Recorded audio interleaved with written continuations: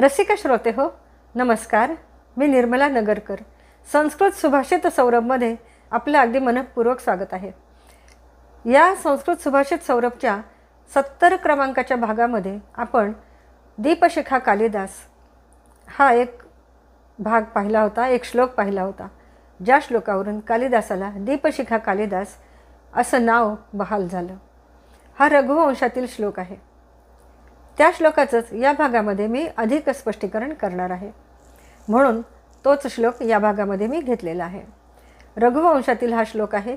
इंदुमती हिचं स्वयंवर आहे आणि त्या स्वयंवरासाठी अनेक राजे तिथे उपस्थित आहेत आणि प्रत्येकाच्या मनामध्ये इंदुमतीने आपल्याला वरावं अशी अभिलाषा आहेच. तो श्लोक आपण आधी ऐकू आणि मग त्याचं स्पष्टीकरण पाहू. श्लोक असा आहे. संचारिणी दीपशिखेव रात्रौ यम यम व्यतियाय पतिं वरासा नरेंद्र मार्गाट्टैव प्रपेदे विवर्ण भावम स स भूमिपालः. प्रत्येक शब्दाचा अर्थ बघू. संचारिणी, संचारिणी म्हणजे संचार करणारी, फिरणारी, पुढे पुढे जाणारी. दीपशिखेव, दीपशिखा इव, दीपशिखा म्हणजे दिव्याची ज्योत आणि इव म्हणजे च्याप्रमाणे, दिव्याच्या ज्योतीप्रमाणे संचार करणारी. रात्रौ म्हणजे रात्रीच्या वेळी. यम यम व्यतियाय पतिं वरासा, ज्या ज्या राजांच्या जवळ गेली, आणि पतिं वरा म्हणजे जिला पतीचं वरण करायचं आहे, पतीची निवड करायची आहे, अशी ती इंदुमती. आणि यम यम व्यतियाय ज्या ज्या राजांच्या जवळ गेली. नरेंद्र मार्गाट्ट इव प्रपेदे, नरेंद्र म्हणजे राजा, नरेंद्र मार्ग म्हणजे राजमार्ग, त्या राजमार्गावर पुढे पुढे जाणारी. विवर्ण भावम स स भूमिपालः, स स म्हणजे तो, भूमिपालः म्हणजे राजा, आणि विवर्ण भाव म्हणजे त्याच्या चेहऱ्यावरचा रंग उडालेला आहे, ज्याचा चेहरा उदास, मलिन आणि निस्तेज झालेला आहे, असा प्रत्येक शब्दाचा इथे अर्थ आहे.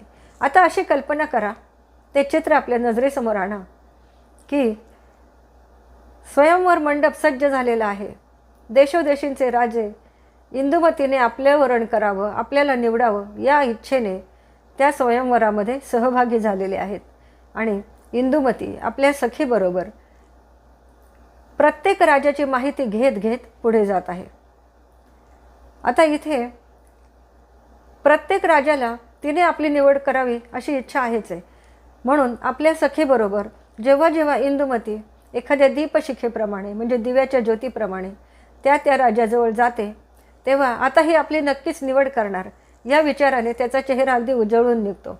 जसं राजमार्गावर एखादा मशाल घेऊन जाणारा मनुष्य किंवा दिव्याची ज्योत घेऊन जाणारा मनुष्य पुढे पुढे जातो, तर तो ज्या घराजवळ जातो ते घर किंवा ती वस्तू त्या दिव्याच्या ज्योतीमध्ये उजळून निघते, आणि जसं पुढे जातो तसं त्या वस्तूवरचा प्रकाश नाहीसा होतो आणि ती वस्तू किंवा तो घर, त्या राजमार्गावरचं घर पुन्हा अंधारामध्ये बुडून जातं. तसं ह्या राजांची अवस्था झालेली आहे. इंदुमती त्या राजाजवळ आपल्या सखीसह गेली त्याची माहिती घेण्यासाठी, की त्या राजाच्या मनातील आशा पल्लवित होतात, आणि आता इंदुमती आपल्याला नक्कीच निवड करणार, आपली निवड करणार, आपलं वरण करणार या भावनेनं त्याचा चेहरा अगदी उजळून जातो.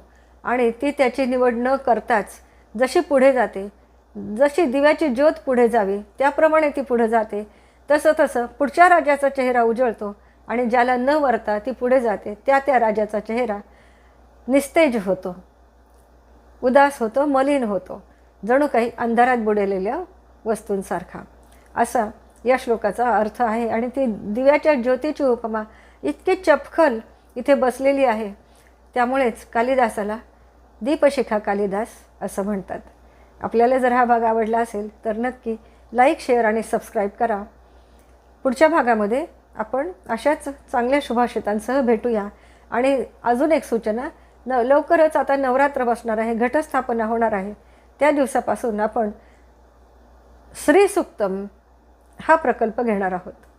तर नक्कीच सर्वांनी ऐकावं, लाईक करावं, शेअर करावं आणि सबस्क्राईब करावं. धन्यवाद.